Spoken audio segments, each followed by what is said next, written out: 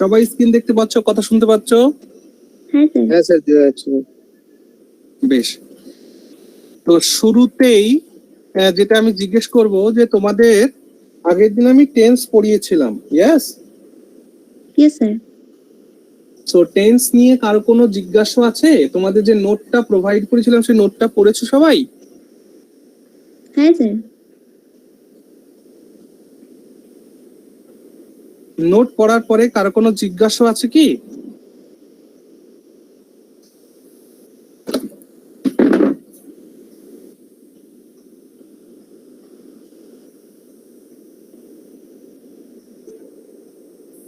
না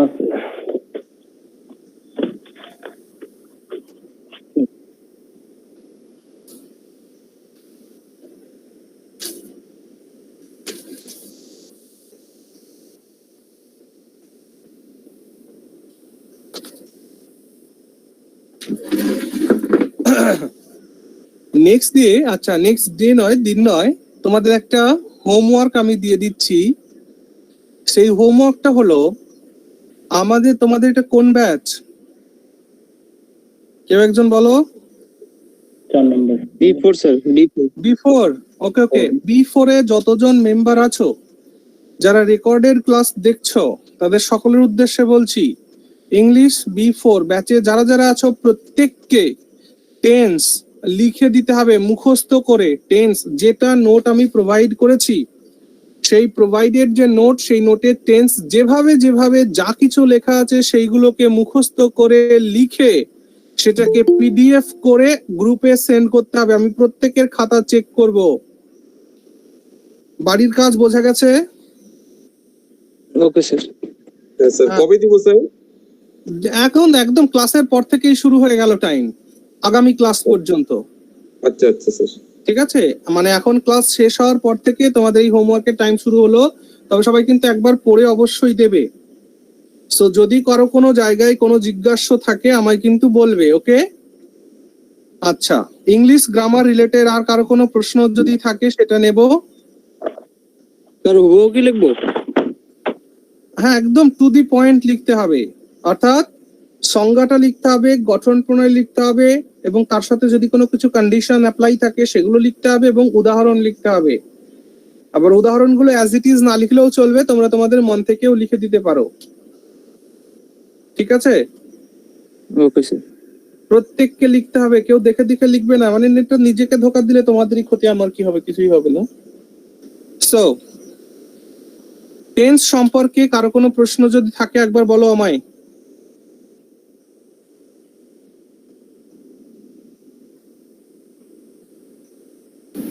হ্যালো। হ্যাঁ বলো, শুনতে পাচ্ছি। হ্যালো, বলো। হ্যাঁ স্যার, আপনি আগের দিনকে বলেছিলেন যে প্রেজেন্ট পারফেক্ট এক্সাম্পল হলো আমি ভাত খেয়েছি। ইয়েস। আর এখানে স্যার আপনার পাস্ট ইনডিফিনিটের যে এক্সাম্পলটা দিয়েছেন যে আমি ভাত খেয়েছিলাম, স্যার দুটো মানেই তো একই হচ্ছে না? হ্যাঁ দেখো, আমি ভাত খেয়েছি আর আমি ভাত খেয়েছিলাম, এইটার মধ্যে খেয়েছি মানে কি, আমার এখন আর খিদে নেই। আর আমি ভাত খেয়েছিলাম মানে সেই কখন খেয়েছি, খিদে পেয়ে গেছে। তার মানে একটু বেশি পুরনো, একটু কম পুরনো। আমি আগের দিন তোমাদের বলেছিলাম, খুব ভালো প্রশ্ন করেছো, হ্যাভ ভার্বের প্রয়োগ যেখানে হয় সেখানে একটু পাস্ট পাস্ট গন্ধ থাকে, বলেছিলাম না? হ্যাঁ স্যার। তাহলে হ্যাভ ভার্ব যেখানে ইউজ হবে, যেমন আই হ্যাভ ইটেন রাইস, এটা পাস্টে, এটা হচ্ছে প্রেজেন্ট পারফেক্ট টেন্স, পিপিটি। তাহলে এর মধ্যে একটু পাস্ট পাস্ট গন্ধ থাকবে, কিন্তু এটা একদম পাস্ট নয়, এটা রিসেন্ট ডান ওয়ার্ক, মানে রিসেন্টলি ডান ওয়ার্ক, মানে এটা সবেমাত্র শেষ হয়েছে এমন কাজ। আর আই এট রাইস, তার মানে হচ্ছে সেই 10 বছর আগেও হতে পারে বা গত রাতেও হতে পারে, মানে এটা পুরোটাই পাস্ট। ওকে?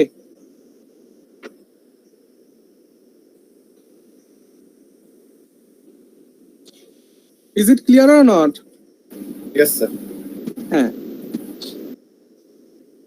বেশ। আর কারো কোনো প্রশ্ন?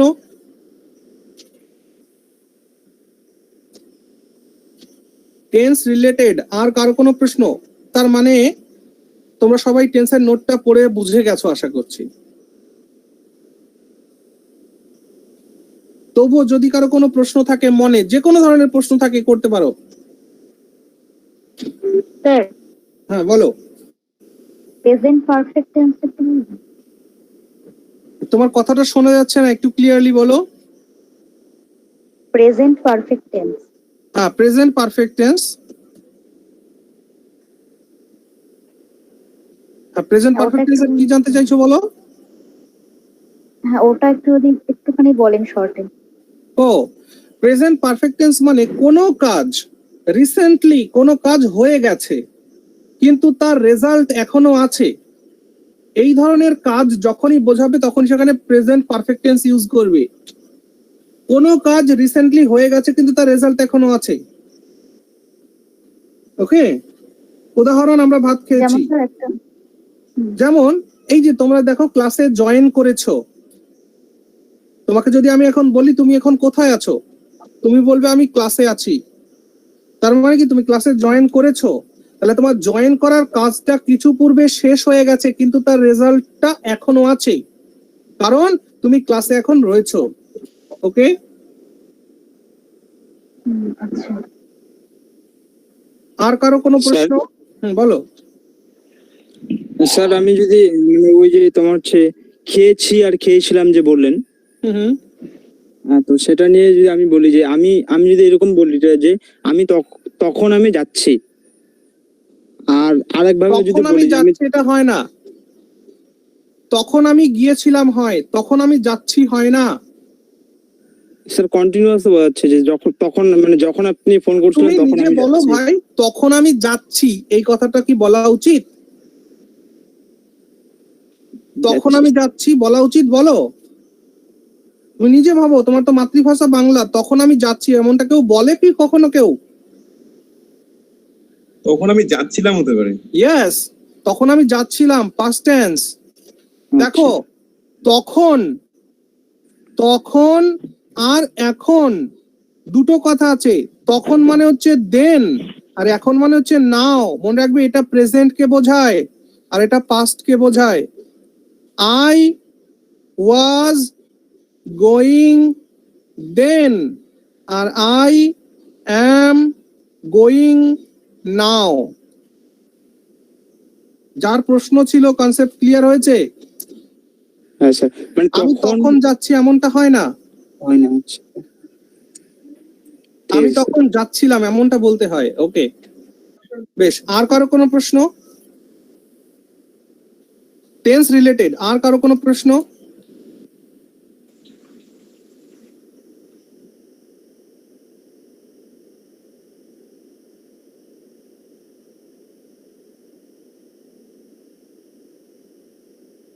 প্রশ্ন আসতো?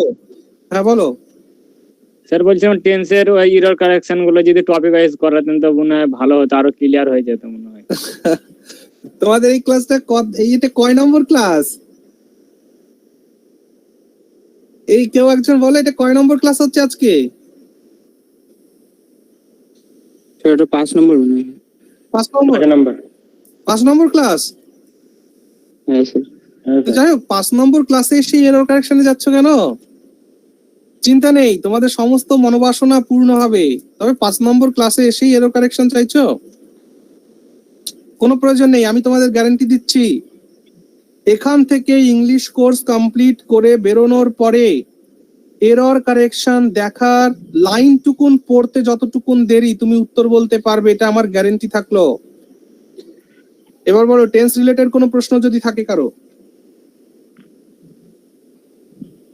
স্যার বলছি, এই যে আমি তখন যাচ্ছিলাম, এটা তো Yes. পাস্ট, ঠিক আছে। আমি তখন গিয়েছিলাম, যদি এটা বলা হয় এটা ইনডেফিনিট হলো, ইনডেফিনিট হলো, past ইনডেফিনিট হলো। ওখানে আমি কি লিখেছিলাম যে দেন মানে পাস্ট সেন্স বিয়ার করে, আর নাও মানে প্রেজেন্ট সেন্স বিয়ার করে। আবার দেন মানে একটা জিনিস দেখো, ওটা পাস্ট কন্টিনিউয়াস ছিল, তাই না? হ্যাঁ হ্যাঁ, ওটা কন্টিনিউয়াস যাচ্ছিলাম। ইনডেফিনিট করবে, কোনো অসুবিধা নেই। শোনো শোনো শোনো, তার মানে তোমরা এটা বলতে পারো যে দেন মানে কি শুধুই পাস্ট সেন্স বহন করবে? আমি বলবো না।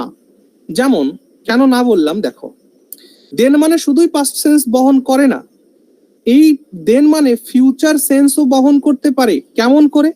যেমন আমরা বলি কাল, এই কাল কতদিনের হতে পারে, আবার আগামীকালও তো হতে পারে। কি বলছি বোঝা যাচ্ছে? এই কাল কথাটি গতকালও হতে পারে, আবার আগামীকালও হতে পারে, মানে ফিউচারও হতে পারে, পাস্টও হতে পারে। তাই এই দেন কথাটি দিয়ে মোস্টলি পাস্ট সেন্স কে বোঝায়, বাট ফিউচার সেন্স কেও তো বোঝাতে পারে। তখন আমি যাবো, সেখানে যাব, বা তখন আমি সেখানে যেতে থাকবো, তুমি যখন আসবে তখন আমি যাব, এমন বলি আমরা। হ্যাঁ, যাই হোক, তো এগুলো একদম গ্রামারের কিচ্ছু নয়, এগুলো নিয়ে এত মাথা ব্যথা করার কিছু নেই। জাস্ট তুমি ভাববে যে আমার বাংলাতে কি এটা যাচ্ছে, গেলে ওকে, না গেলে নো, ভাষা তো। আচ্ছা, তোমরা টেন্সটাকে যখন পড়বে, এই যে তোমাদের বাড়ির কাজ দিলাম আমি, এটাকে লিখে যখন তোমরা জমা দেবে, তখন দেখবে যে তোমাদের একটা মাথার মধ্যে এই টেন্সটা নোটটা পড়লে কিছু কিছু প্রশ্ন আসবে। বিশেষ করে কোথায় কোথায় প্রশ্ন আসবে? পাস্ট পারফেক্ট টেন্সে প্রশ্ন আসবে, ঠিক আছে? পাস্ট পারফেক্ট কন্টিনিউয়াস টেন্সে প্রশ্ন আসতে পারে, ফিউচার টেন্সের কোনো কোনো জায়গায় কোশ্চেন আসতে পারে। তো আমি ছেড়ে দিচ্ছি তোমাদের উপরে, তোমরা আগে পড়ো, নিজের কোশ্চেন নিজে তৈরি করো, তারপর আমি আবার রিপ্লাই দেবো পরের দিন। চলো, এখন আর সময় অতিবাহিত না করে এবার আমি ভার্বের আরো কয়েকটা ক্লাসিফিকেশন দেখাই। দেখো, আমাদের এখন ভার্ব নিয়েই কাজ কারবার চলবে দু একদিন, ওকে? ভালো করে খেয়াল করবে, আজকে আমি চেষ্টা করব তোমাদের ইনফিনিটিভ, জিরান্ড অ্যান্ড ভার্বাল নাউন এই তিনটেকে ভালো করে বুঝিয়ে দেওয়ার। তার আগে প্রশ্ন করি তোমাদেরকে আমি গতদিন কিছু বলেছিলাম যে আজকে করাবো? মনে করিয়ে দেওয়ার জন্য কোনো কিছু কি বলেছিলাম? না স্যার, সেরকম কিছু বলার নেই। ওকে ওকে, দেন চলো।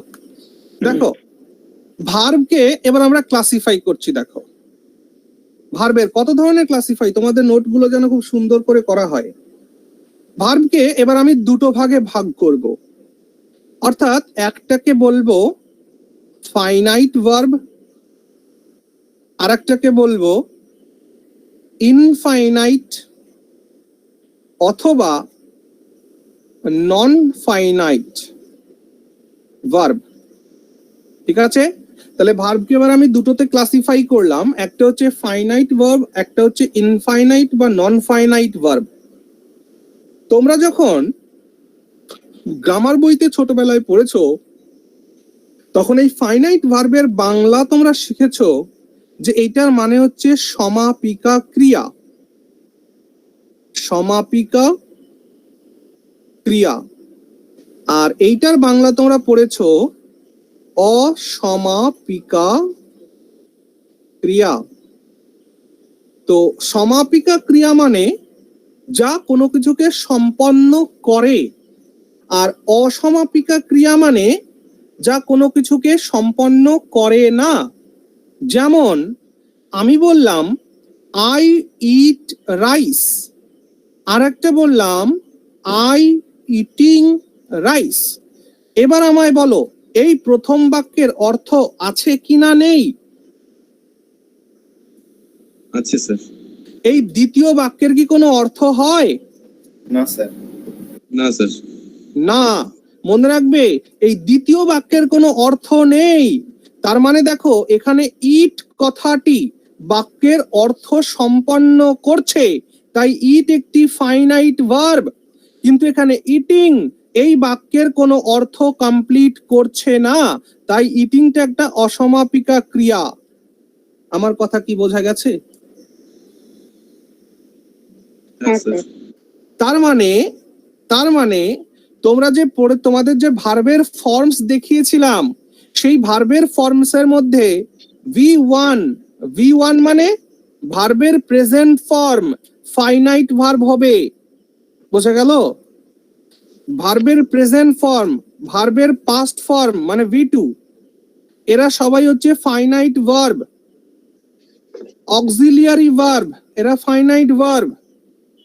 বাট ভার্বের যে থার্ড ফর্ম মানে পাস্ট পার্টিসিপল ফর্ম, ভার্বের যে ফোর্থ ফর্ম অর্থাৎ প্রেজেন্ট পার্টিসিপল ফর্ম, বা ভার্বের যে ইনফিনিটিভ ফর্ম, ভার্বের জিরান্ড ফর্ম, এগুলো সব হচ্ছে নন ফাইনাইট ভার্ব। নোট করো। তাহলে আমি বললাম যে ভার্বকে দুটো ভাগে ভাগ করলাম, একটা হলো ফাইনাইট ভার্ব, একটা হলো নন ফাইনাইট ভার্ব। আর একটাকে আমি বললাম, তার এর মধ্যে আমি বললাম যে ভার্বের V1 V2 এভি, তার মানে প্রেজেন্ট ফর্ম, পাস্ট ফর্ম এবং অক্সিলিয়ারি ভার্ব, এরা হলো ফাইনাইট ভার্ব। আর ভার্বের থার্ড ফর্ম মানে পাস্ট পার্টিসিপল ফর্ম, ভার্বের ফোর্থ ফর্ম মানে প্রেজেন্ট পার্টিসিপল ফর্ম, আর ইনফিনিটিভ আর জিরান্ড এরা হলো ইনফাইনাইট বা নন ফাইনাইট ভার্ব। যা বললাম বোঝা গেছে? আমি এগুলোকে ডিটেলসে আলোচনা করব, অসুবিধা নেই। এইটুকু নোট ডাউন হয়েছে? হ্যাঁ স্যার। বেশ বেশ বেশ। তাহলে সমাপিকা আর অসমাপিকা মানে যে অর্থ সম্পন্ন করে তাকে বলছি সমাপিকা ক্রিয়া, আর যে অর্থ সম্পন্ন করে না তাকে বলছি অসমাপিকা ক্রিয়া। ওকে স্যার হ্যাঁ বলো। বলে ফিউচার ফর্মটা কি হবে তাহলে?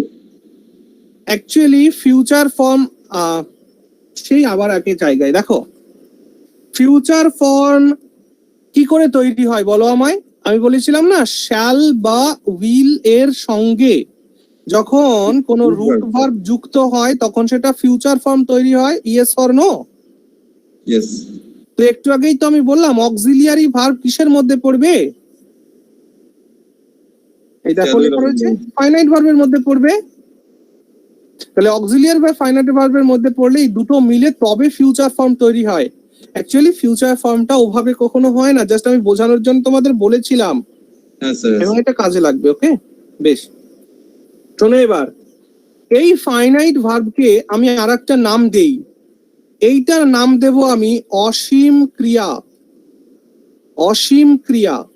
আর এইটার নাম দেব আমি সসীম ক্রিয়া। অসীম ক্রিয়া মানে কি? অসীম মানে কি বলো দেখি? যার সীমা নেই। ও মাই গড, এক মিনিট, আমি উল্টো করে ফেলেছি। এইটা হবে সসীম, এইটা হবে ইয়েস, এইটা হবে সসীম, উল্টো হয়ে গেছে। এটা হলো সসীম ক্রিয়া, আর ইনফাইনাইট ভার্বকে বলি অসীম ক্রিয়া। সসীম মানে যার সীমারেখা বেঁধে দেওয়া আছে, আর অসীম মানে যার সীমারেখা বেঁধে দেওয়া নেই। তার মানে এটা বোঝার চেষ্টা করো, এক্সাম্পল দিয়ে দিয়ে এবার বোঝাবো, এগুলো নোট ডাউন করে রাখবে এই জায়গায়। দেখো আমি বললাম I eat rice, I ate rice, I shall eat rice. দেখো তো এখানে আই এর পাশে ইট বসছে, আই এর পাশে এট বসে, আই এর পাশে শ্যাল বসে। দাঁড়াবে আরো ভালো এক্সাম্পল দিয়ে বোঝানোর চেষ্টা করি। একই টেন্সে রাখি, একই টেন্সে পার্সনটাকে চেঞ্জ করে দিই। আমি বললাম আই ইট রাইস, হি এর পাশে ইট বসবে না ইটস বসবে? ইটস। ইটস বসবে। ইটস তারপর ইউ, ইটস বসবে না ইট বসবে? ইট বসবে, ইট। ইটস হবে না। ভালো করে খেয়াল করো, আই এর পাশে ইট, অথচ হি এর পাশে ইটস, আবার ইউ এর পাশে ইট। তার মানে এটা হলো ভার্বের মানে V1 মানে ভার্বের প্রেজেন্ট ফর্ম। তাহলে এদের কি সীমারেখা বেঁধে দেওয়া আছে কিনা? নেই। আছে স্যার। তাই এরা হলো সসীম, তাই এরা সসীম ক্রিয়া মানে ফাইনাইট ভার্ব। বোঝা যাচ্ছে? আবার দেখো I am eating rice, I am eating rice, তারপর হি ইজ ইটিং রাইস, আবার বললাম ইউ আর ইটিং রাইস। ওকে, এখানে খেয়াল করো আই এর পাশে এম বসেছে, হি এর পাশে ইজ বসেছে, ইউ এর পরে আর বসেছে। তাহলে এইগুলো auxiliary verb. Yes or no? Yes. তাহলে অক্সিলিয়ারি ভার্বের একটা সীমা বেঁধে দেওয়া আছে কিনা? নেই। তাহলে যদি অক্সিলিয়ারি ভার্বের সীমা বেঁধে দেওয়া থাকে তাহলে সেটা ফাইনাইট ভার্বের মধ্যে গেল, তাই এই যে লেখা আছে অক্সিলিয়ারি ভার্ব। কিন্তু এবার খেয়াল করো, আই এর পাশেও ইটিং, হি এর পাশেও ইটিং, ইউ এর পাশেও ইটিং, তার মানে এটা হলো V4, মানে ভার্বের প্রেজেন্ট পার্টিসিপল ফর্ম। এদের কোনো সীমা বেঁধে দেওয়া আছে? না। নেই। তার মানে এই যে দেখো V4 নন ফাইনাইট বা ইনফাইনাইট ভার্ব, অসীম ক্রিয়া, এদের কোনো সীমারেখা বেঁধে দেওয়া নেই। বোঝা যাচ্ছে? Hello sir. হ্যাঁ বলো। হ্যাঁ বলছি স্যার, আপনি বলছেন সীমারেখা বেঁধে দেওয়া নেই, মানে সীমারেখা বলতে কি বলতে চাইছেন, মানে সেটা ঠিক ও আচ্ছা আচ্ছা, সীমারেখা বলতে কি বলতে চাইছি, দেখো আই এর পাশে ইট বসেছে তাই তো, বাউন্ড। আই এর পাশে ইট বসেছে তাই তো, হ্যাঁ স্যার। হি এর পাশেও ইট বসা উচিত ছিল, কিন্তু হি এর পাশে কি ইট বসছে না ইটস বসছে? তাহলে ইটকে কি সীমা বেঁধে দেওয়া আছে তো, যে ভাই তুমি এখানে বসবে ওখানে বসবে না, এখানে যাবে ওখানে যাবে না, একটা বেড়ি পরানো আছে কিনা? নাই। আচ্ছা আচ্ছা। আই এর পাশে হ্যাঁ, স্যার। এম বসছে, হি এর পাশে ইজ বসছে, ইউ এর পাশে আর বসছে, তার মানে এদের একটা বাউন্ডারি দিয়ে দেওয়া আছে তো, যে তুমি ভাই এখানে যাবে ওখানে যাবে না, এই পর্যন্ত তুমি যাবে ও পর্যন্ত যাবে না, এমন কিছু আছে কিনা? নাই। হ্যাঁ স্যার আছে। সেই সূত্র থেকেই বললাম সসীমার অসীম ক্রিয়া। অ্যাকচুয়ালি সসীমার অসীম ক্রিয়া এটা বলার কারণ হচ্ছে এই, এটা তোমরা গ্রামার বইয়ে পাবে না, এটা ছেলে পড়াতে পড়াতে মাথার মধ্যে এসে গেছে এমনি এমনিতে। কেন? কারণ যখনই বাচ্চাদের বলা হয় যে সমাপিকা ক্রিয়া অসমাপিকা ক্রিয়া, ওই নাম শুনেই তারা ঘাবড়ে যায়, কিন্তু এই সসীমার অসীম শুনলে খুব আত্মস্থ হয়। তোমরা বুঝতে পেরেছো তো? হ্যাঁ স্যার। তোমাদের কাছে কনসেপ্টটা ক্লিয়ার হচ্ছে? হ্যাঁ স্যার। বেশ, আরো উদাহরণ দেখো। আমি বললাম আই হ্যাভ ইটেন রাইস, আবার বললাম হি হ্যাজ ইটেন রাইস, আবার বললাম ইউ হ্যাভ ইটেন রাইস। খেয়াল করো, অক্সিলিয়ারি ভার্ব এই হ্যাভ আর হ্যাজ এরা দেখো চেঞ্জ করে নিয়েছে নিজেদেরকে, তার মানে নিশ্চয়ই এদের একটা সীমানা বেঁধে দেওয়া আছে, যে তুমি ভাই এরপর এটা বসবে ওর পর ওটা বসবে, সীমানা বেঁধে দেওয়া আছে, ওকে না? কিন্তু দেখো আই এর পরেও ইটেন, হি এর পরেও ইটেন, ইউ এর পরেও ইটেন, তার মানে এরা হলো সবাই V3, মানে ভার্বের পাস্ট পার্টিসিপল ফর্ম, এদের কোনো সীমানা বাধা নেই, তাই এরা নন ফাইনাইট বা infinite. Are you getting my point?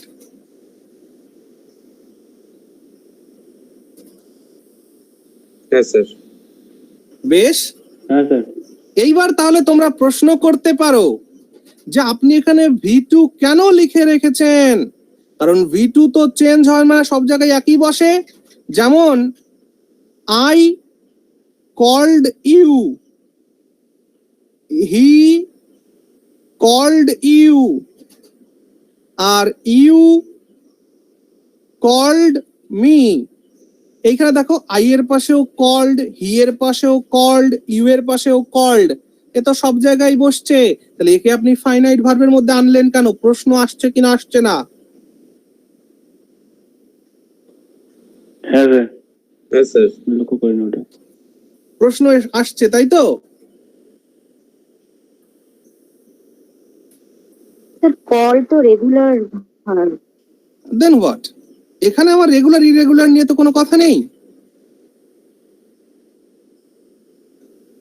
Irregular verb যদি হতো, ভালো করে শোনো, একটা ইরেগুলার ভার্ব কোনটা? গেট। গেট একটা ইরেগুলার ভার্ব তাই তো? তো সেটাকে যদি আমি পাস্ট টেন্সে ইউজ করতাম তাহলে কি লিখতাম? He got, I got, you got. বোঝাতে পারছি? তাহলে রেগুলার ইরেগুলার এখানে কিছু আসবে যাবে না। এই জায়গা থেকে আরেকটা কনসেপ্ট আমি তোমাদের বলবো, যে কেন আমি V2 কে আমি কেন ফাইনাইট ভার্বের মধ্যে রাখলাম, এটা এখন বলবো। শুনে রাখো, ফাইনাইট ভার্বকে মাথায় রাখবে, তোমরা নোট করবে এগুলো। ফাইনাইট ভার্বকে বলা হয় টেন্স ভার্ব। ফাইনাইট ভার্বকে কি বলা হয়? Tense verb. আর ইনফাইনাইট ভার্বকে বলা হয় নন টেন্স ভার্ব। ওকে, সুন্দর করে নোট করবে। ফাইনাইট ভার্বকে বলা হয় টেন্স ভার্ব, ইনফাইনাইট বা নন ফাইনাইট ভার্বকে বলা হয় নন টেন্স ভার্ব। কেন বলা হয় এমনটা? কারণ মনে রাখবে ফাইনাইট ভার্বের ওপরেই টেন্সের কর্তৃত্ব আছে, নন ফাইনাইট বা ইনফাইনাইট ভার্বের ওপরে টেন্সের কোনো কর্তৃত্ব নেই। Are you getting my point? আমি আবার রিপিট করছি, আমি বললাম যে ফাইনাইট ভার্বের ওপরেই টেন্সের প্রভাব রয়েছে, নন ফাইনাইট ভার্বের ওপরে টেন্সের কোনো প্রভাব নেই নেই নেই। উদাহরণ দেখো, I am eating rice, I was eating rice, I shall be eating rice। এই তিনটি সেন্টেন্স কি একই সময়ের না তিনটি পৃথক পৃথক সময়ের? আলাদা সময়। এটা প্রেজেন্ট কন্টিনিউয়াস টেন্স, এটা পাস্ট কন্টিনিউয়াস টেন্স, এটা ফিউচার কন্টিনিউয়াস টেন্স। তাহলে দেখো, এম প্রেজেন্ট কে রেফার করছে, ওয়াজ পাস্ট কে রেফার করছে, শ্যাল বি ফিউচার কে রেফার করছে। কিন্তু দেখো প্রেজেন্ট টেন্সেও ইটিং, পাস্ট টেন্সেও ইটিং, ফিউচার টেন্সেও ইটিং। তাহলে বলো নন ফাইনাইট ভার্বের উপরে টেন্সের কোনো কর্তৃত্ব আছে?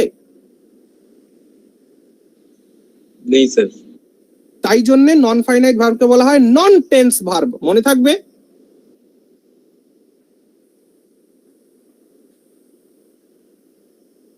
মনে থাকবে?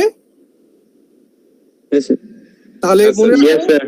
হ্যাঁ, ফাইনাইট ভার্ব সবসময় টেন্স গ্রহণ করবে, নন ফাইনাইট ভার্ব কখনো টেন্স গ্রহণ করবে না। নন ফাইনাইট ভার্বকে দেখে কখনো বলাই যাবে না এটা কোন টেন্সের। ফাইনাইট ভার্ব দেখলে তবেই বলা যাবে এটা কোন টেন্সের। সেই সূত্র থেকে I called, he called, you called, এই কল্ড কথাটি পাস্ট টেন্স বিয়ার করে কিনা করে না? কল্ড কথাটি পাস্ট টেন্স বিয়ার করে কিনা করে না? করে স্যার। তাই জন্য করে, স্যার। ভি2, তাই জন্যই ভি2 ফাইনাইট ভার্বের মধ্যে আছে, অর্থাৎ টেন্স ভার্বের মধ্যে আছে। আমি যদি তোমাদের জিজ্ঞেস করি বলতো দেখি ইটিং কোন টেন্স, তোমরা বলতেই পারবে না, ইটিং কোনো টেন্সই নয়। কিন্তু আমি যদি বলি বল দেখি কল্ড কোন টেন্স, তোমরা বলবে হয় এটা পাস্ট হবে নাহলে পাস্ট পার্টিসিপল হবে। তো পাস্ট পার্টিসিপল তো টাইম নয়, পাস্ট টেন্স তোমরা বলতে পারবে। ওকে, তাহলে ফাইনাইট ভার্ব আর ইনফাইনাইট বা নন ফাইনাইট ভার্ব তোমাদের বোঝাতে পেরেছি। আরো দুটো জিনিস বাকি রয়েছে। স্যার, হ্যাঁ বলো। স্যার ইটিংটাকে কন্টিনিউয়াস বলা যেতে পারে না? যেহেতু আইএনজি মানে দেখো হ্যাঁ, স্যার। কন্টিনিউয়াস বলা যেতে পারে, বাট কন্টিনিউয়াস তো আর টেন্স কে রেফার করবে না। কন্টিনিউয়াস মানে এক্স্যাক্টলি মানে এসে করতে পারবে না। ইয়েস, কন্টিনিউয়াস কখনের কন্টিনিউয়াস, পাস্টের, ফিউচারের না প্রেজেন্টের? সো কন্টিনিউয়াস টেন্স বিয়ার করে না ভাই। কন্টিনিউয়াস একটা সিচুয়েশন, একটা স্থিতি, অবস্থা। হ্যাঁ, ইয়েস স্যার। দেখো এখানে তোমাদের আরো দুটো রয়েছে, দ্যাট ইজ ইনফিনিটিভ আর জিরান্ড। এই ইনফিনিটিভ আর জিরান্ড এরাও কিন্তু নন ফাইনাইট, কারণ এদেরও কোনো চেঞ্জ হয় না। যেমন আমি বললাম I want to go, he wants to go, you want to go. এই দেখো টু গো ইনফিনিটিভ, আই এর পরেও টু গো, হি এর পরেও টু গো, ই এর পরেও টু গো। তার মানে ইনফিনিটিভ এর কোনো সীমা বেঁধে দেওয়া নেই, মানে এরা অসীম ক্রিয়া, এবং এরা কখনো টাইম কেও রেফার করবে না, কখনো টাইম এদেরকে দেখে বোঝা যাবে না যেটা কোন সময়ের। ওকে, আর জিরান্ডের কথা বললেও সেম সিচুয়েশন হবে।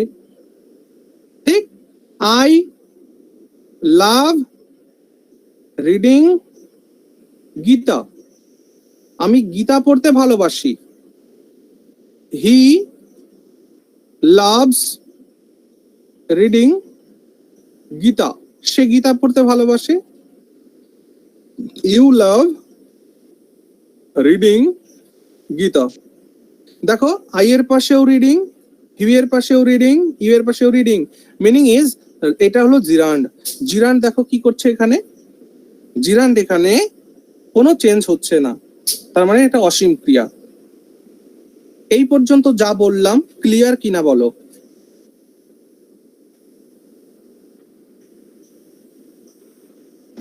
হ্যাঁ স্যার। হ্যাঁ স্যার। হ্যাঁ বেশ। আর যদি কারো কোনো প্রশ্ন থাকে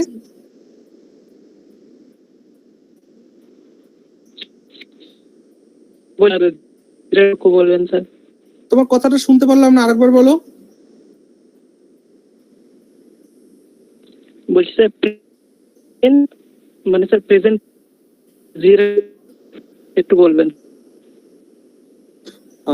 আরেকবার বলো, কিছুই শোনা যাচ্ছে না, বলো।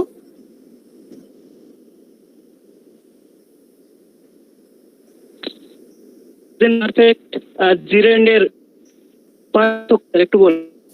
ও প্রেজেন্ট পার্টিসিপল আর জিরান্ডের। হ্যাঁ স্যার। আচ্ছা আচ্ছা আচ্ছা, দেখো প্রেজেন্ট পার্টিসিপল, আচ্ছা আচ্ছা বুঝতে পেরেছি বুঝতে পেরেছি। চলো আজকে কত বাজে এখন, টাইম কত? 9:07। চলো তোমাদের একটা জিনিস শিখিয়ে দিই আজকে। চলো খাতায় হেডিং লাগাও, আশা করছি তোমার প্রশ্নের সমস্ত উত্তর পেয়ে যাবে। খাতায় হেডিং লাগাও।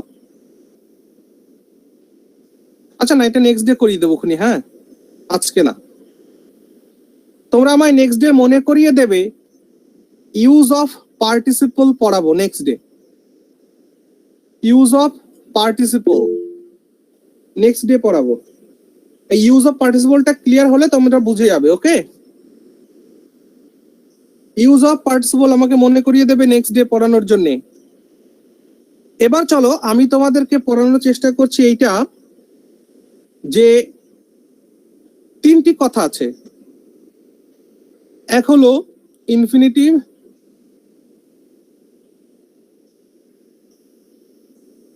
আর একটা হচ্ছে তোমরা এভাবেই লিখবে, তোমাদের খাতাটাকে তোমাদের মতন করে লিখবে, জিরান্ড। আর একটা হচ্ছে ভার্বাল নাউন, ভার্বাল নাউন। ওকে, আমি প্রায়শই দেখেছি অনেক বিখ্যাত বিখ্যাত লেখকের গ্রামার বইতেও এই জিরান্ড আর ভার্বাল নাউনকে একই হিসাবে দেখানো হয়েছে, কিন্তু আমি তোমাদের বলি জিরান্ড আর ভার্বাল নাউন এরা কিন্তু এক জিনিস নয়। Are you getting my point? আমি বলছি জিরান্ড এবং ভার্বাল নাউন এরা এক জিনিস নয়। এবার আমি এক এক করে তোমাদের এই তিনটে জিনিসকে পড়ানোর চেষ্টা করছি। ইনফিনিটিভের তথ্য এখানে লিখবে, জিরান্ডের তথ্য এখানে লিখবে, ভার্বাল নাউনের তথ্য এখানে লিখবে। তো সবার আগে ইনফিনিটিভের তথ্য লেখো। ইনফিনিটিভের নিচে লেখো সবাই, রেডি? আমি বলবো, হ্যাঁ স্যার। লেখো এটি একটি। বাংলায় লিখবে না ইংরেজিতে লিখবে? বাংলায় লিখবে না ইংরেজিতে লিখবে? ইংলিশ। ইংলিশে লিখবে। ওকে, লেখো লেখো। আমার তো ইট অ্যাক্টস, লেখো ইট acts, it acts as a noun. এখানেও লেখো ইট অ্যাক্টস অ্যাজ আ নাউন। এখানেও লেখো ইট অ্যাক্টস অ্যাজ আ নাউন। তার মানে ইনফিনিটিভও নাউন হিসাবে কাজ করে, জিরেন্ডও নাউন হিসাবে কাজ করে, এবং ভার্বাল নাউনও নাউন হিসাবে কাজ করে। ওকে, এবং এদের সৃষ্টি কথা যদি বলি, তো সৃষ্টি কথার দিক থেকে ইনফিনিটিভ সৃষ্টি হয় 2 প্লাস রুট ভার্ব, জিরান্ড তৈরি হয় রুট ভার্ব প্লাস আইএনজি, আর ভার্বাল নাউনও তৈরি হয় root verb plus ING. Infinitive তৈরি হয় 2 প্লাস রুট ভার্ব, জিরান্ড তৈরি হয় root verb plus ING, verbal নাউনও তৈরি হয় root verb plus ING. Okay, তাহলে ইনফিনিটিভও নাউনের কাজ করে, জিরান্ডও নাউনের কাজ করে, ভার্বাল নাউনও নাউনের কাজ করে। তাহলে এবার ডিফারেন্সিয়েশন করতে হবে, এটা কি হলো, তাহলে দুটোর মধ্যে তফাৎ কি? 2 নম্বর পয়েন্ট লিখো ইনফিনিটিভের নিচে, যে ইট শোজ, এটি দেখায়, it shows unreal actions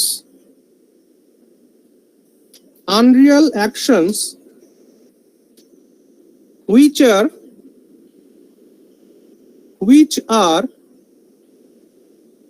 related to future sense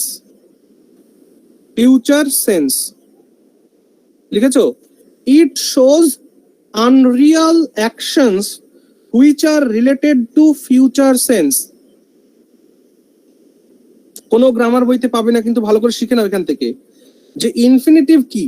it shows unreal actions which are related to future sense. আচ্ছা, ইনফিনিটিভের নিচে লেখো ইট শোজ রিয়াল অ্যাকশনস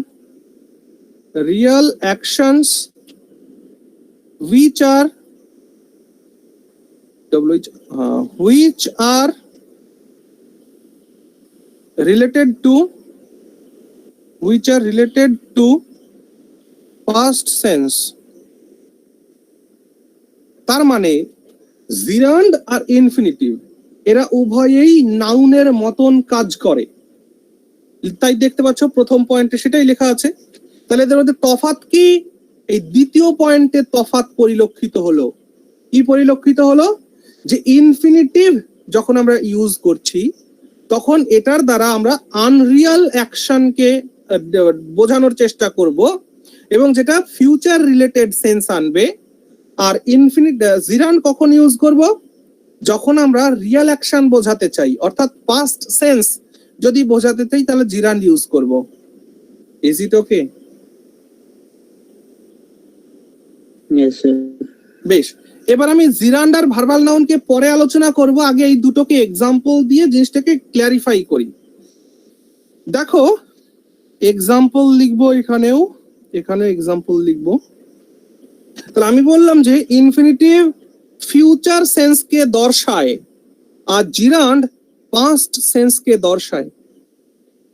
তোমরা আমায় একটা কথা বলো, আচ্ছা আগামীকাল এটাও পড়াবো, আমায় মনে করাবে যে ওই আনরিয়াল পাস্ট লিখে রাখো, আমাকে পরের দিন মনে করিয়ে দেবে। আনরিয়াল পাস্ট এর কনসেপ্ট পড়াবো, এমনটা মনে করিয়ে দেবে আমায়। আনরিয়াল পাস্ট হচ্ছে তো, যাই হোক এখানে আসো এবার। তাহলে কি বলছিলাম জানো, যে ইনফিনিটিভ কি আনরিয়াল অ্যাকশনকে বোঝায়। আচ্ছা বলো দেখি আনরিয়াল অ্যাকশন কোনটা? এখানে আমি দেখানোর চেষ্টা করি। আই শ্যাল ইট, আর আই ইট বা আই এট, এই তিনটি সেন্টেন্সের মধ্যে যে কাজ হয়েছে, এই একটা কাজ, এই একটা কাজ, এই একটা কাজ, আমায় তোমরা বলতে পারবে কোন কাজটা unreal? I shall eat, sir. Yes, প্রথমটা স্যার। Very good. এইটা হচ্ছে আনরিয়াল অ্যাকশন, আনরিয়াল অ্যাকশন। আর বাদ বাকি দুটো এটা রিয়েল অ্যাকশন, রিয়েল অ্যাকশন। এখন কথা হচ্ছে রিয়াল মানে সত্যি সত্যি, আনরিয়াল মানে অসত্যি। এট, ইট আর এট যখন বলছি তার মানে কাজটা হয়। এট বললে তো অনেক রিয়াল, এট মানে কি খেয়েছিলাম, তার মানে কাজটা হয়েছিল। ইট মানে খাই, হয়, কাজটি হয়। বাট আমি যখন বলি আই শ্যাল ইট, আমি খাবো, কাজটা আদৌ হবে কিনা আমি কি করে বলবো? Are you getting my point? তাহলে যে কাজটা হয় বা হয়েছিল সেটা রিয়াল অ্যাকশন, যে কাজটি হবে সেটি রিয়াল অ্যাকশন নয়। ইজ ইট ওকে?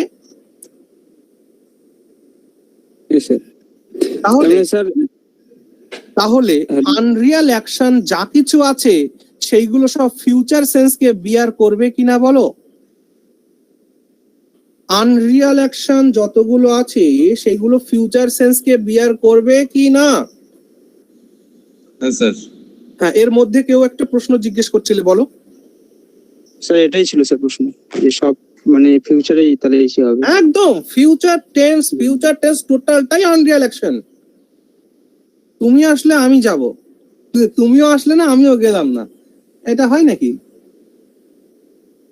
ঠিক না? যাই হোক, চলো এবার তাহলে এটা বুঝতে পার সুবিধা হবে। তাহলে আনরিয়াল অ্যাকশন মানে ফিউচার সেন্স কে দর্শাবে, রিয়েল অ্যাকশন মানে পাস্ট সেন্স বা প্রেজেন্ট সেন্স কে দর্শাবে। চলো উদাহরণের সঙ্গে বোঝা যাক। আমি বললাম আমি কলকাতা যেতে চাই, I want to go to Kolkata. Are you getting my point? এখানে ইনফিনিটিভ কোনটা? এই যে to go, I want to go Kolkata. আমি কি কলকাতা গেছি? আমি কি কলকাতা গেছি? না। তাহলে কাজটা আনরিয়াল কি না? এটা একটা আনরিয়াল অ্যাকশন তো। হ্যাঁ স্যার। এবং ফিউচার সেন্স বহন করছে কি না? হ্যাঁ, yes sir. আনরিয়াল অ্যাকশন সাথে ফিউচার সেন্স বহন করছে। দিস ইজ ইনফিনিটিভ মেরে ভাই, ঠিক আছে? Yes sir. আর জিরান্ডের দেখো, এর একটা উদাহরণ দিচ্ছি যে I stopped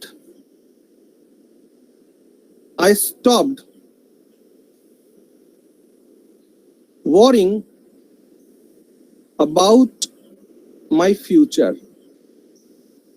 I stopped worrying about my future. এর মানে আমি আমার ভবিষ্যৎ নিয়ে চিন্তা ভাবনা করা থামিয়ে দিয়েছি, তাই তো?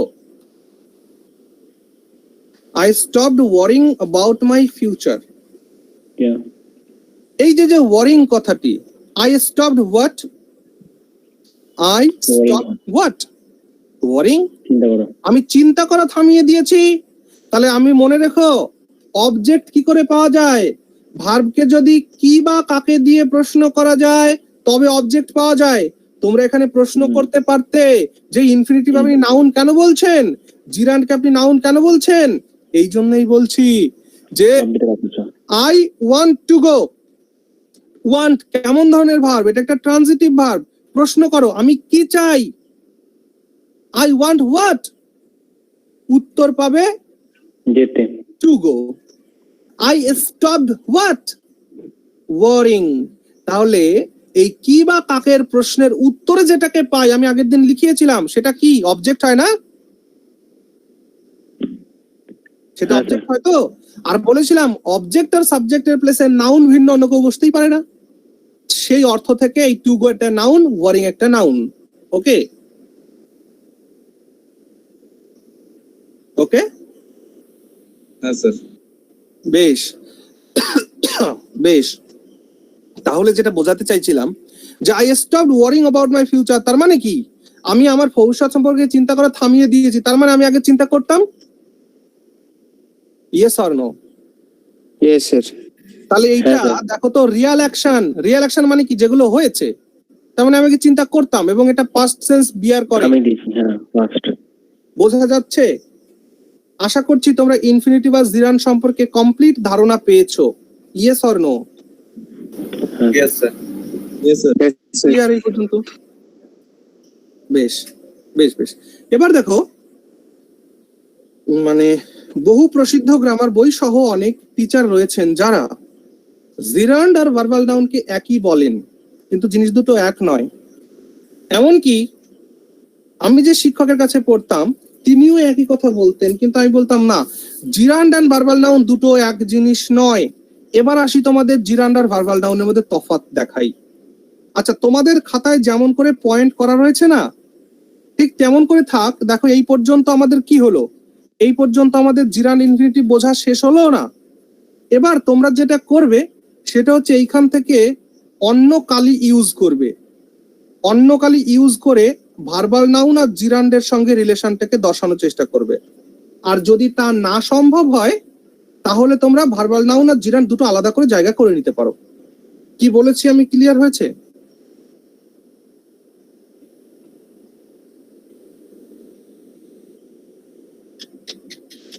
হ্যাঁ স্যার। আমি বলেছি যে এইখান থেকে এবার তোমরা এই দুটোকে একই কালি দিয়ে করলে কি হবে, যে এখন আমাদের এই দুটোর সঙ্গে কম্পারিজন চলছে। ব্ল্যাক ব্ল্যাক যেগুলো ছিল সেগুলো ইনফিনিটিভ জিরান্ডের মধ্যে, এবার ভার্বাল নাউন আর জিরান্ডের মধ্যে চলছে। ওকে, দেখো মনে রাখবে ভার্বাল নাউন কি করে তৈরি হচ্ছে, দেখো রুট ভার্বের সাথে আইএনজি যোগ, জিরান্ড কি করে তৈরি হচ্ছে এটাও তাই, রুট ভার্বের সঙ্গে আইএনজি যোগ। কিন্তু তার মানে এই নয় যে জিরান্ড আর ভার্বাল নাউন এক হবে, তা কিন্তু নয়। বলে দিচ্ছি, মনে রাখবে verbal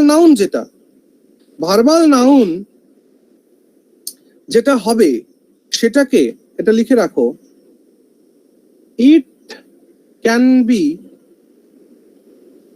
modified by an adjective and it has no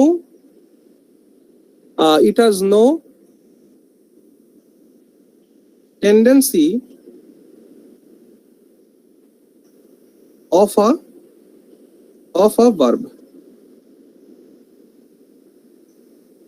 Therefore, একই সাথে কন্টিনিউ করো, therefore it never takes any object. ওকে, কি লিখলে ভালো করে পড়ো। ভার্বাল নাউনে তোমরা লিখলে it acts as a noun, okay. It can be modified by an adjective and it has no tendency of a verb. এর মধ্যে ভার্বের কোনো টেন্ডেন্সি থাকবে না। Therefore it never takes any object. তাই এ কখনো কোনো অবজেক্ট নেবে না। আশা করছি এই পয়েন্টটুকুন তোমরা লিখে নিয়েছো।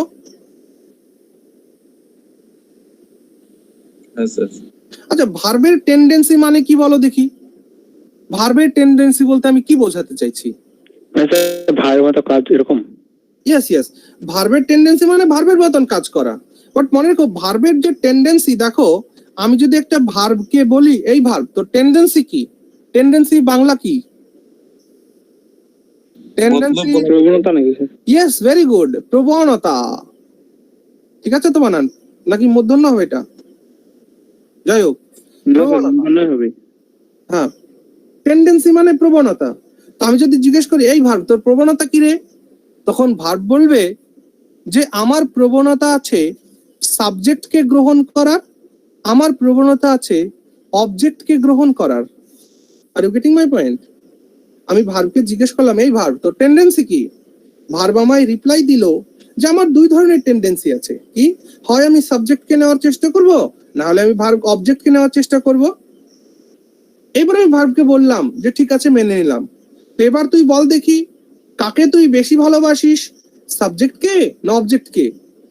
তখন বলল যত যাই বলিস, সাবজেক্টকে আমি 60% ভালোবাসি, তাহলে অবজেক্টকে আমি 60% ভালোবাসি, সাবজেক্টকে 40% ভালোবাসি। তার মানে একটা ভার্ব সেটি যদি ট্রানজিটিভ হয়, তাহলে মনে রেখো ট্রানজিটিভ ভার্ব যেখানেই অ্যাপ্লাই হোক সেখানে ও অবজেক্ট নেওয়ার চেষ্টা করবে করবে করবে। কি বললাম, বোঝা গেল? মানে কোন ভার্ব সাবজেক্ট নিয়ে মাথা না ঘামালেও অবজেক্ট নেওয়ার চেষ্টা করবে সর্বদা। Are you getting my point? যখনই আমি কোনো ট্রানজিটিভ ভার্বের ইউজ করব তখন সে সাবজেক্টের পরিবর্তে অবজেক্টকে নেওয়ার চেষ্টা করবে। তাই মনে রেখো ট্রানজিটিভ ভার্ব সাবজেক্টকে যদি 40% ভালোবাসে, অবজেক্টকে 60% ভালোবাসে, তাহলে ভার্বের প্রবণতা কি? ভার্বের একটা চরম প্রবণতা রয়েছে অবজেক্ট গ্রহণ করার। এই পর্যন্ত যা বললাম বুঝেছো?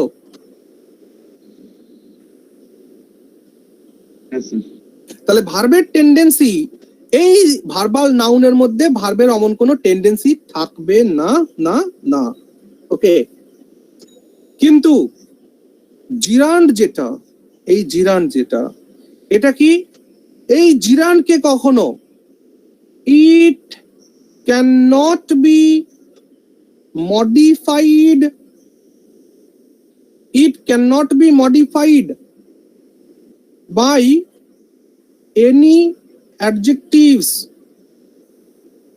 এটাকে কোনো অ্যাডজেক্টিভ দ্বারা মডিফাই করা যায় না, and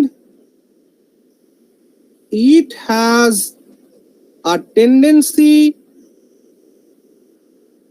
of a verb, এবং এর ভার্বের মতন একটা টেন্ডেন্সি রয়েছে।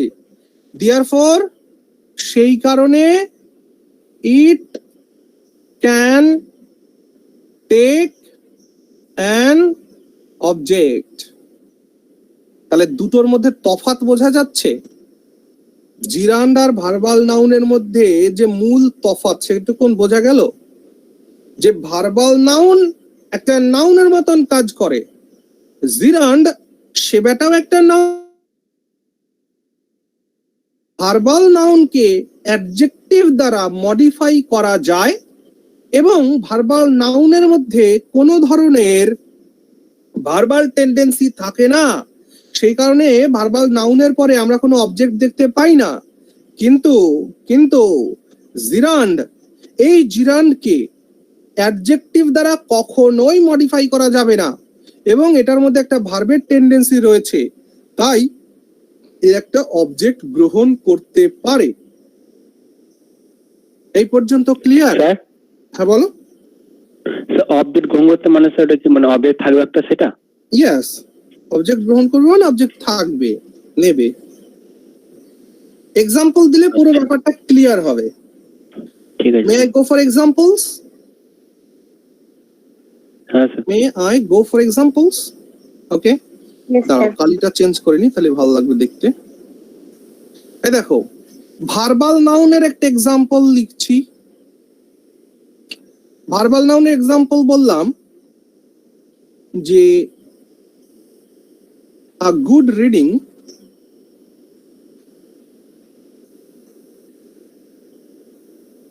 is a verbal কি বললাম, a good reading is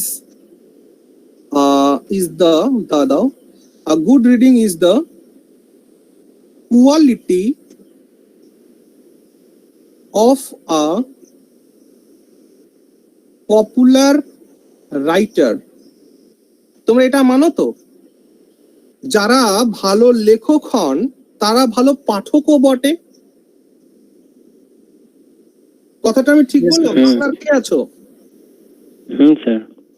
যারা ভালো পাঠক তারা 100% ভালো লেখক। তাই এই এক্সাম্পলটাই লিখলাম যে এ good reading is the quality of a popular writer.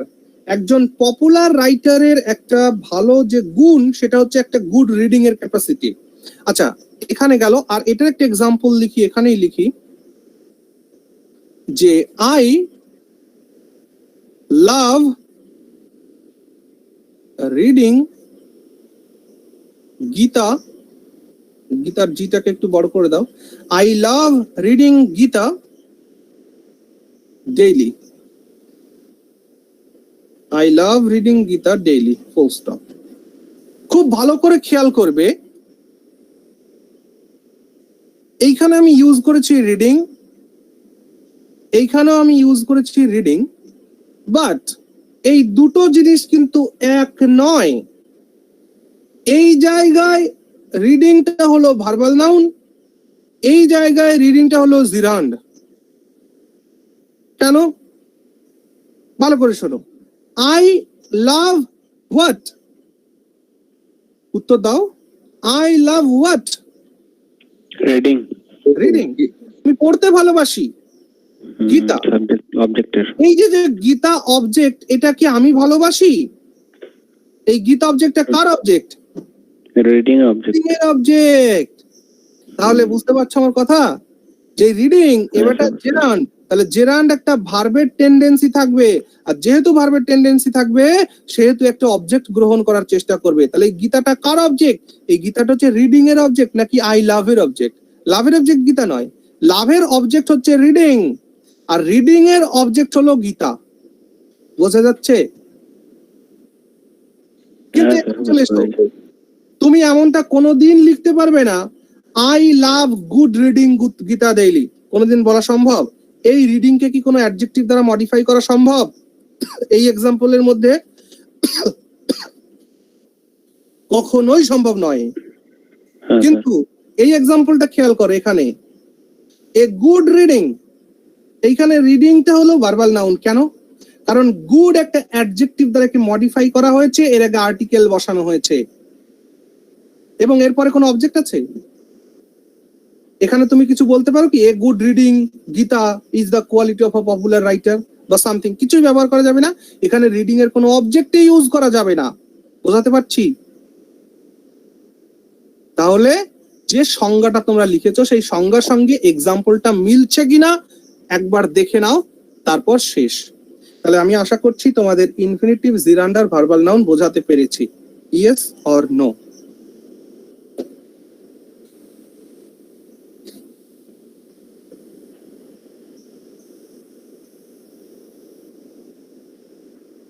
Sir তাহলে যে গুড রিডিং, হ্যাঁ, এরপরে যে অবজেক্ট বাদে যে কোনো কিছু বসতে পারে, ভার্ব হতে পারে বা অন্য কিছু বসতে পারে।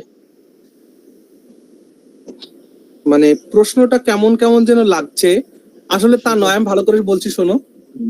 বলছি কি, যে একটা নাউন কোথায় বসে? সাবজেক্টের প্লেসে আর অবজেক্টের প্লেসে। Yes or no? হ্যাঁ। তাহলে এই যে যে দ্বিতীয় মানে এই যে যে এক্সাম্পল লিখে দেখো, এ গুড রিডিং, এটা একটা সাবজেক্টের প্লেস এবং এটা নাউন। তারপরেই দেখো ভার্ব এসছে ইজ। হ্যাঁ, ওকে, হ্যাঁ, auxiliary। এরপরে ভার্বাল নাউন আর অবজেক্ট নেবে কি করে নেবে? নেওয়ার প্রশ্নই ওঠে না। তখন ঠিক আছে। তারপরে ভার্ব বসাতে হবে। আচ্ছা আচ্ছা, ওকে না? ঠিক আছে। Yes, very good. তাহলে ইনফিনিটিভ, জিরান্ড আর ভার্বাল নাউন। আচ্ছা, যদি প্রশ্ন করো এগুলো আপনি কেন শেখাচ্ছেন, এগুলো কাজে লাগবে কোথায়? যখন তোমরা রাইটিংস শিখবে। যখন তোমরা রাইটিংস শিখবে তখন এগুলো কাজে লাগবে। কেন রাইটিংস শেখার সময় কাজে লাগবে? কারণ যখন রাইটিংস তোমরা শিখবে তখন সেখানে তোমাদের এগুলো কাজে লাগবে। যতটা ভালো তোমার রাইটিং হবে ততটা যে তোমার খাতাটাকে যে এক্সামিন করবে, যে পড়বে তোমার খাতাটা, তার দেখতেও ভালো লাগবে। ওকে, আর সর্বোপরি কি, তোমাদের এত ডিপলি এরর কারেকশন দেওয়া হয় না। সো এটা এরর কারেকশনের জন্য নয়, এটা জাস্ট রাইটিং এর জন্য এবং নিজের নলেজের জন্য শেখালাম। ওকে, এত ডিপলি এরর কারেকশন জীবনেও দেবে না, চিন্তার কোনো কারণ নেই। তাহলে আশা করছি ইনফিনিটিভ আর জিরান্ড আর ভার্বাল নাউন, এই তিনটে জিনিস নিয়ে তোমাদের কারো কারোর মধ্যে ধোঁয়াশা ছিল, আজকে কেটে গেল, এমন কেউ আছো? হ্যাঁ স্যার। পুরো কনসেপ্টটা ক্লিয়ার ভার্বালটাকে হয়েছে? পড়িনি। হ্যাঁ স্যার, ভার্বালটাকে পড়িনি স্যার, জিরানটা ইনফিনিটি পড়ছিলাম। হ্যাঁ, তো পড়ার পরেও যদি কোনো কনফিউশন থাকে, আজকে দূর হলো কি কনফিউশন? হ্যাঁ স্যার, দূর হয়েছে, আজকে বুঝতে পেরেছি ভালো করে। গুড, ওকে, ভেরি গুড।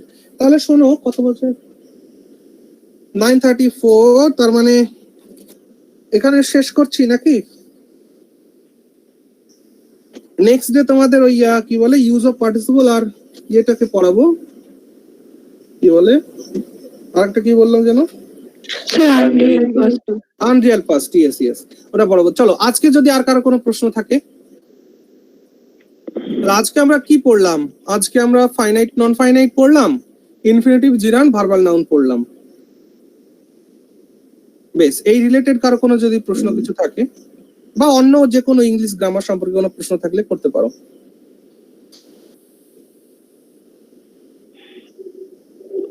স্যার স্যার বলো, এক এক করে বলো, বলুন। বলো বলো। স্যার আমি আসাদুর রহমান। আসাদুর রহমান বলো। স্যার আমরা ইনফিনিটিভ, হ্যাঁ স্যার, এই নন ফাইনাইট যেটা এটা ইনফিনিটিভ, একটা জিরান, একটা পার্টিসিপল ছাড়া ভাগ। হ্যাঁ, আর একবার বলো, শুনতে পাইনি।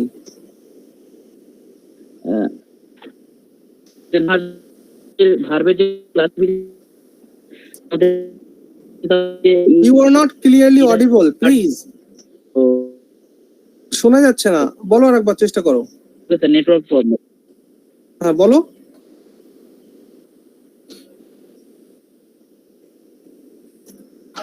আচ্ছা, নেটওয়ার্ক প্রবলেম যার হচ্ছে সে আমায় কল করে ডাউট ক্লিয়ার করে নিতে পারো। নেটওয়ার্ক প্রবলেম যার হচ্ছে, কথা বলতে পারছো না, সে আমাকে কল করে ডাউটটা ক্লিয়ার করে নেবে। যাদের নেটওয়ার্ক ভালো আছে তারা যদি কিছু জানতে চাও বলো। স্যার বলুন। হ্যাঁ বলো বলো। হ্যাঁ বলছি স্যার, এখানে ভার্বাল নাউনের ক্ষেত্রে বললেন যে সেটা কোনো অবজেক্টকে গ্রহণ করে না। এবার Yes. ওইখানে যে মানে a good reading is the quality of the popular writer, এখানে the quality of the popular writer এটা কি অবজেক্ট নয়? মানে এটা অ্যাকচুয়ালি অবজেক্ট নয়, এটা কপালেটিভ। বুঝতে পেরেছি আমি তোমার প্রশ্ন। অ্যাকচুয়ালি সাবজেক্টের অবজেক্ট খোঁজার চেষ্টা করা হচ্ছে। যদি আমি ধরেও নি এটা হচ্ছে সাবজেক্ট, এটাকে কি বলা হয়, ইজ এর পরে যতটুকুন যা বসেছে তাদেরকে আমরা বলি সাবজেক্ট কমপ্লিমেন্ট, তাই নয় কি? ইজ তো কপুলেটিভ ভার্ব। ইজ যখন মেইন ভার্ব তখন ইজ হলো কপুলেটিভ, তাহলে এটা কোন আমি ধরে নিচ্ছি এটা আমাদের সাবজেক্ট কমপ্লিমেন্ট। কথার ক্ষেত্রে আমি যদি ধরেও নি এরা অবজেক্ট, যেটুকুনটা আমি যে ব্র্যাকেটের মধ্যে রেখেছি, এদেরকে আমি যদি ধরেও নি এরা অবজেক্ট, তবু এরা তো রিডিং এর অবজেক্ট নয়, এটা ইজ এর অবজেক্ট, ইজ এর। বুঝেছো? হ্যাঁ স্যার, রিডিং অবজেক্ট থাকছে না। হ্যাঁ, কিন্তু এইখানে দেখো গীতাটা লাভের অবজেক্ট নয়, গীতাটা রিডিং এর অবজেক্ট। কিন্তু এই ক্ষেত্রে রিডিংটা সাবজেক্ট, ইজ ভার্ব, তার অবজেক্ট এইটুকুন যদি বলি আমি তো।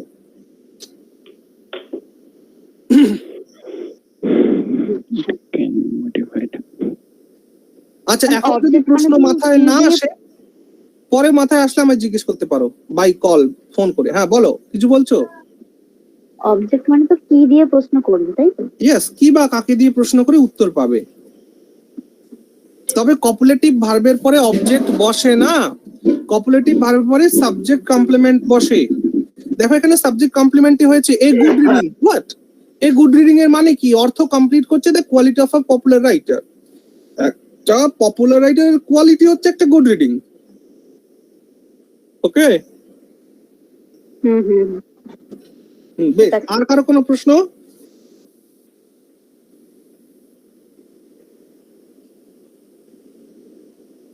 স্যার হ্যাঁ বলো। স্যার আসলে নেটওয়ার্ক প্রবলেমের জন্য আমি বলতে পারছি না। হ্যালো। হ্যাঁ শোনা যাচ্ছে, এবার ক্লিয়ারলি শুনতে পাচ্ছি, বলো। হ্যাঁ বলছিলাম স্যার যে নন ফাইনাইট ভার্ব আছে, তার তাহলে টোটাল ক্লাসিফিকেশন কটা স্যার? 3টে না 4টা? মানে নন ফাইনাইট ভার্ব ক্লাসিফিকেশন, আমি তো শুনেছিলাম যে একটা ইনফিনিটিভ জিরান্ড আছে, একটা পার্টিসিপল আছে। হ্যালো। হ্যাঁ ভাগ। আচ্ছা, ওর প্রশ্ন যদি কেউ তোমাদের মধ্যে বুঝে থাকো, কেউ একজন বলো আমায়, ও কি জানতে চাইছে। মানে স্যার মনে হচ্ছে যে ভারে ভাগ বলছে, কত ক্লাসে ভাগ টোটাল, তাই তো?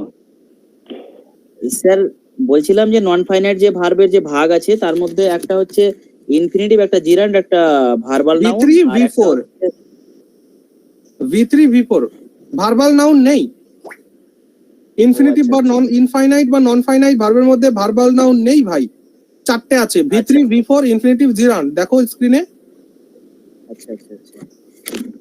তাহলে স্যার ভার্বাল নাউনটা কোন ভার্বের মধ্যে? তোমাদের মোট আমি 8খানা ভার্ব দেখিয়েছিলাম, 8টা ভার্বের ফর্ম দেখিয়েছিলাম, তাই না? আচ্ছা। সেই 8টা ভার্ব ফর্মের মধ্যে এখানে দুটো ফর্ম গায়েব। রুট ভার্বটা গায়েব হয়েছে আর ফিউচার ফর্মটা গায়েব হয়েছে, আদারওয়াইজ সবকটাই আছে। অক্সিলিয়ারি ভার্ব তো আলাদা, সেটা পড়িয়েছি। ভার্বাল নাউনটাকে স্যার আমরা কিসের মধ্যে ফেলতে পারি তাহলে? ওটাই আমি বলছি। ও ভার্বাল নাউন, ওটা কোনো ভার্বের ফর্ম, ওটা নাউন। ও আচ্ছা, ভার্বাল ঠিক নাউন, আছে স্যার। Verbal noun. ইয়েস। হ্যাঁ, আর নেক্সট ডে যখন আমি তোমাদেরকে ওই পার্টিসিপলের ইউজটা পড়িয়ে দেব, তখন দেখবে তোমাদের যে ডাউট গুলো আরো মনের মধ্যে হয় সেগুলো সমস্ত ক্লিয়ার হবে, চিন্তা নেই। ঠিক আছে, তাহলে আজকে এই পর্যন্তই রাখছি। সবাই খুব খুব ভালো থেকো, সাবধানে থেকো।